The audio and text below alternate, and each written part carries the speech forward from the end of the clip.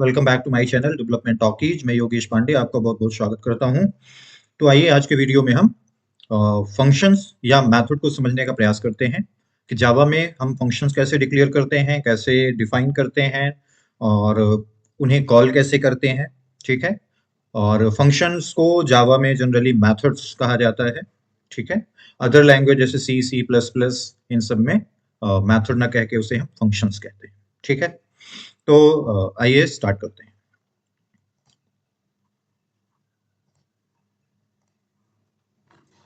Functions or methods in Java. Agenda: introduction of functions or methods, components of functions or methods, syntax with example. तो आज के इस slide में या इस वीडियो में हम सीखेंगे मेथड्स और उनके कंपोनेंट्स और सिंटैक्स वो कैसे डिक्लेयर किए जाते हैं प्रोग्राम में और कुछ एग्जांपल्स। ठीक है। तो what are methods in Java? Methods are blocks of code designed to perform a specific task when called. Methods are a fundamental part of Java's object-oriented programming approach, encapsulating behavior within classes. इसका मतलब है कि जावा में जो methods होते हैं वो blocks of code होते हैं, यानी एक फंक्शन में कई कोड्स लिख दिए जाते हैं, रख दिए जाते हैं ब्लॉक बना के। ठीक है। और वो किसी पर्टिकुलर टास्क को परफॉर्म करते हैं। जैसे कि सपोज करो कोई आपको दो नंबर्स का सम करना है, तो आपने एक ऐड नाम का मेथड बना दिया और उसमें ऐड के मेथड उसमें नंबर्स को ऐड करने का लॉजिक डिफाइन कर दिया। ठीक है। या कहें कि उस फंक्शंस के अंदर आपने दो नंबर्स को ऐड करने का कोड लिख दिया। ठीक है। तो वो स्पेशल टास्क के लिए डिजाइन हो गया। जैसे ऐड करना, उसी तरह सब्सट्रैक्ट करने के लिए बना सकते हो आप, मल्टीप्लाई के लिए और साथ ही इसी तरह से डिवीजन के लिए। ठीक है। तो methods are a fundamental part of Java object oriented programming approach. अभी हम नेक्स्ट स्टेप से अब ऑब्जेक्ट ओरिएंटेड प्रोग्रामिंग की तरफ चलेंगे। अभी जो कुछ भी आपने अभी तक पढ़ा है वो सिंगल क्लास में ही पढ़ा है। आगे क्या होगा कि हमारे पास मल्टीपल क्लासेस होंगी। ठीक है। और ये जरूरी नहीं है कि क्लास जो है वो मेन मेथड रखेगी, हर क्लास मेन मेथड रखेगी। ठीक है। बट कोई किसी भी प्रोजेक्ट में एक मेन मेथड जरूर रहती है। ठीक है। तो आगे हम इसको ऑब्जेक्ट ओरिएंटेड को स्टार्ट करेंगे। नेक्स्ट चैप्टर हमारा ऑब्जेक्ट ओरिएंटेड प्रोग्रामिंग अप्रोच का ही है। ठीक है। और बेसिकली उसमें क्लास और ऑब्जेक्ट का जो कॉन्सेप्ट है वो आएगा, वो हम आगे डिस्कस करेंगे। ठीक है। तो अभी आप सिर्फ इतना समझो इस मेथड या फंक्शंस के लिए कि ये ब्लॉक ऑफ कोड्स होते हैं। ठीक है। और स्पेशल टास्क को परफॉर्म करने के लिए बनाए जाते हैं, लिखे जाते हैं। ठीक है। तो आगे बढ़ते हैं। Components of a method. तो मेथड में होते क्या क्या क्या होता है? एक मेथड का सिग्नेचर होता है जो includes the method name and parameters. Signature का मतलब है कि वो कोई भी मेथड एक नेम रखेगा, यानी एक मेथड का नेम होगा और उसके अंदर पैरामीटर्स रखे जाएंगे। पैरामीटर्स वो आगे अभी जब हम इसका अभी प्रैक्टिकल अप्रोच देखेंगे तो समझ में आएगा कि नेम क्या है, फंक्शन क्या है, अभी सिंटैक्स पे डिस्कस करेंगे। ठीक है। तो अभी के लिए आप समझो कि मेथड नेम और पैरामीटर्स जो हैं वो मेथड सिग्नेचर के अंतर्गत आएंगे। ठीक है। देन किसी भी मेथड में एक रिटर्न टाइप होगा और वो ये डिफाइन करेगा कि वो किस टाइप की वैल्यू को फंक्शन रिटर्न कर रहा है। ठीक है। जैसे इंटीजर हो सकता है, स्ट्रिंग हो सकता है, और वॉइड का मतलब कि वो नथिंग, कुछ भी रिटर्न नहीं कर रहा। ठीक है। तब वॉइड का यूज करेंगे। तो return type indicates what type of value the method returns. ठीक है। Access modifiers. एक्सेस मॉडिफायर होते हैं कि जो किसी भी फंक्शन या प्रॉपर्टी की विजिबिलिटी डिफाइन करते हैं कि वो कहाँ तक विजिबल है। कुछ क्लास के अंदर ही है, कुछ क्लास के बाहर भी विजिबल होते हैं, यानी एक्सेसिबल होते हैं। ठीक है। तो उसको हम पब्लिक, प्राइवेट, प्रोटेक्टेड इन कीवर्ड्स के साथ डिफाइन करते हैं। इनको आगे डिटेल में जब हम ऑब्जेक्ट ओरिएंटेड प्रोग्रामिंग का कॉन्सेप्ट समझेंगे तो इनको डिटेल में देखेंगे। ठीक है। और लास्ट चीज फंक्शन में क्या होती है, बॉडी। तो body contains the statements to execute. तो ये फंक्शंस की जो बॉडी होगी वो उसमें क्या होंगे कि स्टेटमेंट्स लिखे जाएंगे जो एग्जीक्यूट होने हैं। ठीक है, आगे बढ़ते हैं। सिंटैक्स, देखिए किसी भी मेथड को डिक्लेयर करने के लिए सबसे पहले एक्सेस मॉडिफायर लिखा जाता है, और ये ऑप्शनल होता है, आप लिख सकते हो या नहीं भी लिख सकते हो। ठीक है, पब्लिक, प्राइवेट, प्रोटेक्टेड, वो रिक्वायरमेंट के आधार पे आपको फंक्शन को कहाँ तक एक्सेसिबल बनाना है, उसके बेस पे आप इसे एक मॉडिफायर देते हो। ठीक है, और रिटर्न टाइप, रिटर्न टाइप से मीनिंग है कि वो किस तरह की वैल्यू को रिटर्न करेगा, और वो इंटीजर हो सकती है, जैसे दो नंबर्स को आप ऐड करने के लिए प्रोग्राम बनाओ तो वो इंटीजर होगा या फ्लोट होगा। ठीक है, तो वो किस तरह की वैल्यू रिटर्न करेगा वो यहाँ पे आप डिफाइन करोगे रिटर्न टाइप में। और मेथड नेम में मेथड का नेम होगा, जैसे ऐड, हमने एक एग्जांपल लिया कि ऐड करने के लिए मेथड बनाया तो ऐड नेम दे दिया उसको। ठीक है, और ब्रैकेट में जो यहाँ पे हैं वो पैरामीटर्स हैं, जो पैरामीटर्स यहाँ से पास किए जाते हैं। ठीक है, उसके बाद ये मेथड बॉडी होती है उसके अंदर, और उसी वही वही जो है कोड होते हैं जो एग्जीक्यूट होते हैं। ठीक है, और उसके बाद ये रिटर्न स्टेटमेंट होता है। ठीक है, ये ऑप्शनल है, वॉइड के केस में कोई भी वैल्यू रिटर्न नहीं होती, बट इंटीजर, स्ट्रिंग या जो भी अगर आप कोई रिटर्न टाइप दे देते हो तो उस केस में वो उसी तरह की वैल्यू को रिटर्न करेगा। ठीक है, एग्जाम्पल के लिए आप देख लो कि ये पब्लिक इंट, पब्लिक जो है ये एक्सेस मॉडिफायर है। ठीक है, पब्लिक एक्सेस मॉडिफायर है। इंटीजर जो है ये रिटर्न टाइप है, और ऐड नंबर्स लिखा हुआ है ये मेथड का नेम है। ठीक है, पैरामीटर्स, ए पैरामीटर्स, दो पैरामीटर्स हैं इस मेथड में, तो ये दो इसके पैरामीटर्स हो गए। ठीक है, और ये हो गई फंक्शंस की बॉडी, यानी जो कोड एग्जीक्यूट होने हैं बॉडी के अंदर वो लिखे जाते हैं, मेथड बॉडी हो गई। और ये रिटर्न क्या कर रहे हैं, ए प्लस बी, यानी दोनों का समेशन रिटर्न कर रहे हैं, दोनों नंबर्स को यहाँ ये प्रोसेस क्या कर रहे हैं, ऐड कर रहे हैं और उसके बाद रिटर्न कर रहे हैं। ठीक है, तो अभी इसका हम थोड़ा सा प्रैक्टिकल भी करके देख लेते हैं कि किस तरह से मेथड्स को हम यूज करेंगे। तो हम एक्लिप्स पे चलते हैं और आइए यहाँ देखते हैं कि हम किस तरह से फंक्शंस यूज करेंगे। ठीक है, फंक्शंस उसको कह सकते हो आप, वैसे जनरली जो जावा है उसमें मेथड्स कहे जाते हैं। ठीक है, यहाँ आप एक पैकेज ऐड कर लो और इसको नाम दे दो फंक्शंस, और कॉम डॉट फंक्शंस कर दो। मतलब हम इसमें फंक्शंस डिफाइन कर रहे हैं। ठीक है, डेमो दे रहे हैं फंक्शंस का। ठीक है, यहाँ पे आप क्लास ऐड कर लो। ठीक है, और क्लास में हम दे देते हैं मेथड डेमो। ठीक है, मेन मेथड अभी रख लो, अभी हम सिंगल क्लास पे ही काम कर रहे हैं, तो यहाँ आप मेन मेथड रख लो।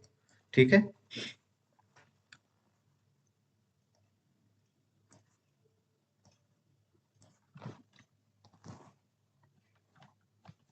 ओके।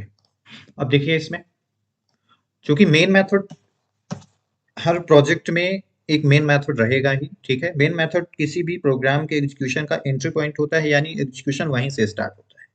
ठीक है, तो आइए सबसे पहले हम फंक्शंस बना लेते हैं।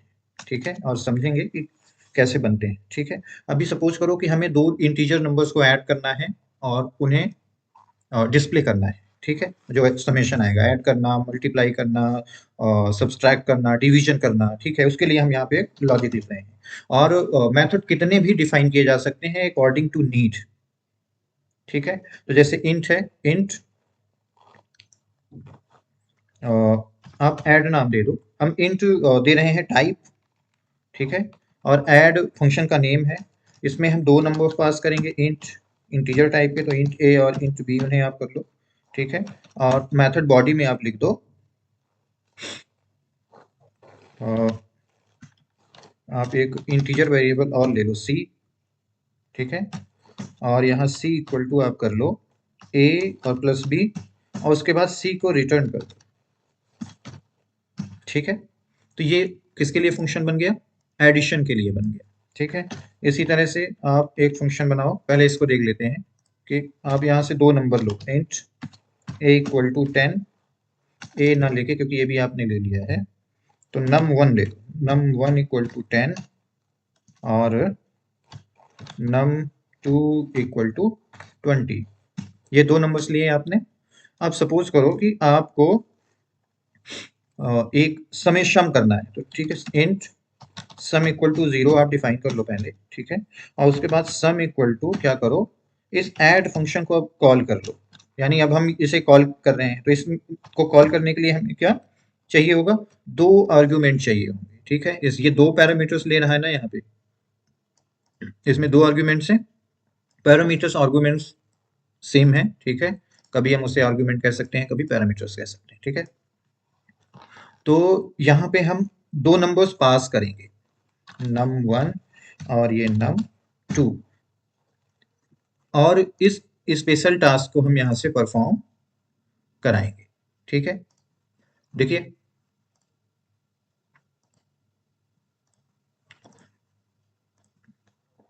इस देखिए अब यहाँ पे हम क्या कर रहे हैं, num1 की वैल्यू क्या है, 10 हमने असाइन कर रखा है, और num2 में 20 असाइन कर रहे हैं। उसके बाद देखिए हम जब ऐड स्टैटिक यहाँ यूज किया है, क्योंकि यहाँ पे जो फंक्शन है मेथड, मेन मेथड के अंदर यूज करने के लिए हमें इसे स्टैटिक डिक्लेयर करना रहेगा, ठीक है। तो देखिए यहाँ पे num1 इक्वल टू 10 और num2 इक्वल टू 20, ये दो नंबर्स में 10 और 20 असाइन हो गए हैं। देन हम ऐड फंक्शन को कॉल कर रहे हैं, और कॉल करके उसमें दो, ये दोनों नंबर्स उसे पास कर रहे हैं यहाँ से।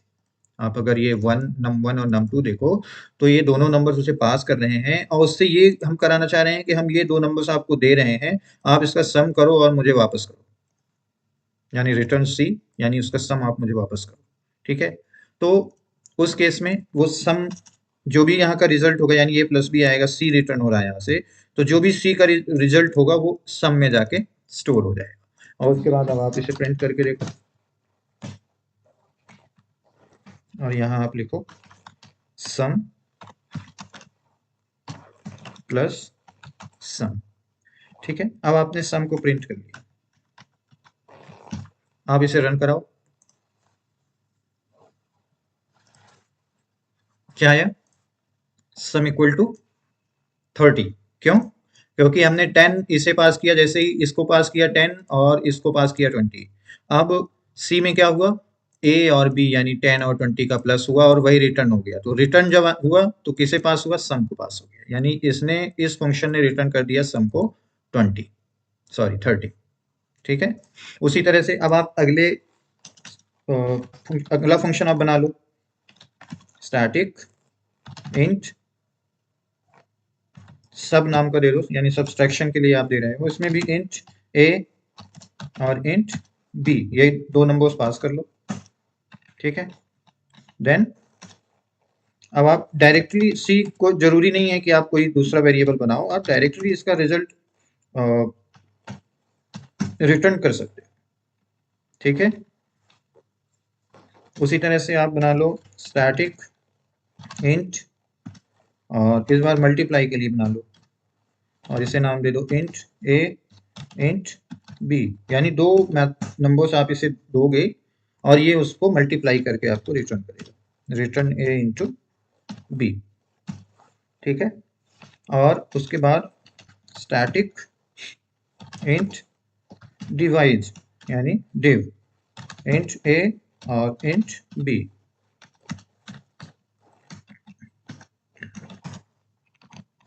यहाँ पे आप इसे रिटर्न कर दो a divide by b, but आप यहाँ ये इंश्योर करोगे कि b should not be equal to 0, ठीक है। तो देखिए हमने अब ये चार फंक्शंस बना दिए, ठीक है।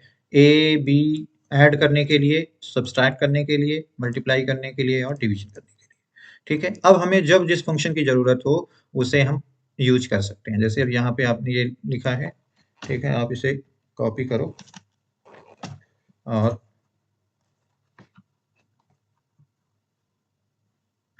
आप अलग वेरिएबल भी बना सकते हो, या इसी वेरिएबल को आप कोई यूज कर सकते हो, ठीक है। बट हम अभी अलग बना रहे हैं, इंट सम एक सब्सट्रैक्ट के लिए बना लो, ठीक है, और एक मल्टीप्लाई के लिए बना लो, ठीक है, और एक डिवीजन के लिए बना लो, ओके। और उसको जीरो से हमने इनिशियलाइज कर दिया। अब देखिए सिंपल, इसको सब कर लो, यानी सब्सट्रैक्शन आप यहाँ कराना चाह रहे हो, और इस फंक्शन को आप सब नाम दे दो क्योंकि अब आप इसे कॉल करना चाह रहे हो। ठीक है, num1 num2 सेम वैल्यू, इन्हीं वैल्यूज का हम समेशन कर रहे हैं, सब्सट्रैक्शन कर रहे हैं, मल्टीप्लाई करेंगे और डिवीजन भी करेंगे। ठीक है, तो सब num1 num2, उसी तरह से आप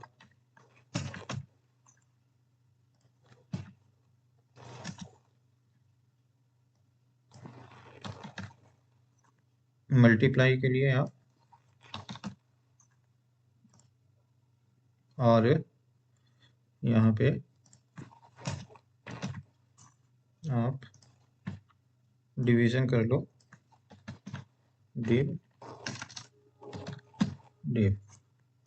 ठीक है, अब करना क्या है, सम यहाँ यहाँ सब कर लो, सब्सट्रैक्शन प्रिंट होना है, यहाँ एम यू एल कर लो, मल्टीप्लाई का प्रिंट होगा और यहाँ पे डिव प्रिंट होगा, डिवीजन। ठीक है, और आप कंफ्यूज मत होना, ये डिवीजन अलग है और ये डिवीजन अलग है, यानी डिव ये अलग है, ये फंक्शन का नाम है और ये वेरिएबल का नेम है। ठीक है,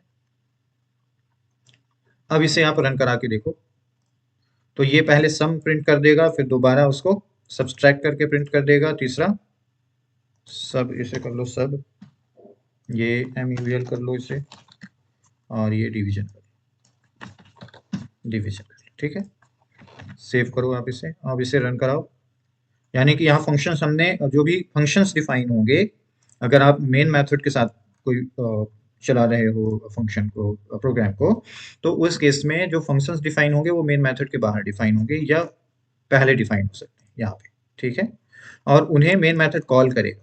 ठीक है, तो अब इसका रिजल्ट क्या आएगा आप देखो, आप क्या 10 और 20 पास कर रहे हो इन चारों मेथड को। ठीक है, अब देखो आप यहाँ रन कराओ, 10 और 20 का सम कितना आएगा, 30। तो इसने सम पहले ये वाला प्रिंट कर दिया इसको प्रोसेस करने के बाद, फिर इसके बाद सब, यानी कि सब्सट्रैक्शन 10 और 20 का कितना होगा, -10, 10 में 20 माइनस करोगे तो -10 आएगा। ठीक है, देन मल्टीप्लीकेशन, मल्टीप्लीकेशन कितना होगा, 10 और 20 का मल्टीप्लीकेशन 200 होगा, और डिवीजन कितना होगा, 10 में अगर आप और 20 से डिवाइड कर रहे हो तो एक इंटीजर हम डिवाइड, इंटीजर वैल्यूज ले रहे हैं इसलिए रिजल्ट रिजल्ट भी इंटीजर में आएगा, तो इसलिए 0 आएगा। ठीक है, अगर आप इसे 100 कर लो, ठीक है, तो रिजल्ट डिफरेंट आएगा।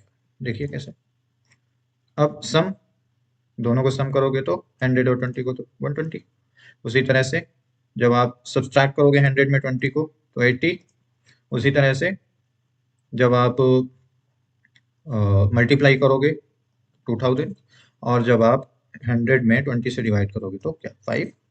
ठीक है, तो देखिए ये अलग अलग टास्क के लिए फंक्शंस बना दिए गए, और जब हमें जरूरत होगी उस समय हम इन्हें कॉल कर लेंगे। ठीक है, ये एक्चुअल में अभी जो हमने लिखा है ये प्रोसीजर ओरिएंटेड बेस्ड है, प्रोसीजर ओरिएंटेड बेस्ड है।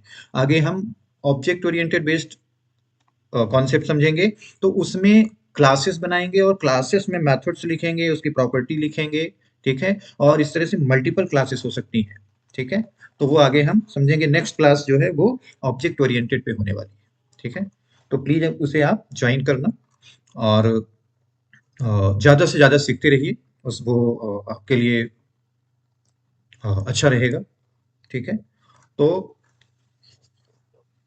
ऑलमोस्ट हमने फंक्शंस को समझ लिया, ब्लॉक हैं। ठीक है, और ये फंक्शंस की बॉडी है जो कोड एग्जीक्यूट होते हैं, एक स्पेशल टास्क परफॉर्म करते हैं, जैसे ये ऐड करने का कर रहा है, ये सब्सट्रैक्ट करने का कर रहा है, उसी तरह से डिवीजन और मल्टीप्लिकेशन के लिए कर रहे हैं। और हमने देखा कि किस तरह से ये वर्क करते हैं, हम उन्हें कॉल करते हैं, ये कॉलर मेथड, मेन मेथड जो यहाँ पे है ये कॉलर मेथड है।